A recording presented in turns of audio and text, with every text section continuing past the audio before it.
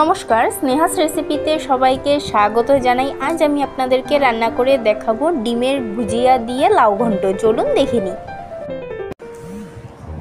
তার জন্য কড়াইয়ের মধ্যে সরষের তেল দিয়েছি। তেলটা গরম হওয়ার পর একটা ডিম ফেটিয়ে ডিমের ভুজিয়া করে নেব।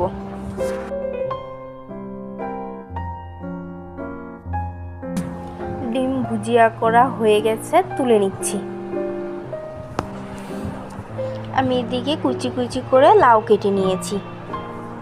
তারপর ওই একই কড়াইয়ের মধ্যে সরষের তেল দিয়েছি। তেলটা গরম হওয়ার পর কালো জিরে আর কুচিয়ে রাখা লাউগুলো দিয়ে দিয়েছি। লাউয়ের সাথে 3-4টে কাঁচা লঙ্কা দিয়েছি। ঝালটা আপনারা বুঝে নেবেন। দিয়ে মিশিয়ে নিয়েছি। এরপর স্বাদ অনুযায়ী লবণ আর 1 টিস্পুন হলুদ গুঁড়ো দিয়ে মিশিয়ে নেব। তারপর 10-15 মিনিট মিডিয়াম ফ্লেমে ঢেকে রাখবো লাউটা সিদ্ধ হতে। 15 মিনিট হয়ে গেছে, ঢাকনাটা খুলে নিয়েছি। লাউটা একেবারেই সিদ্ধ হয়ে গেছে। এরপর ডিমের ভুজিয়াগুলো দিয়ে দিচ্ছি, দিয়ে মিশিয়ে নেব। যারা যারা আমার চ্যানেল এখনও না সাবস্ক্রাইব করা থাকলে অবশ্যই করে নেবেন। আমার নিত্য নতুন ভিডিওগুলো সবার আগে আপনারা পাবেন।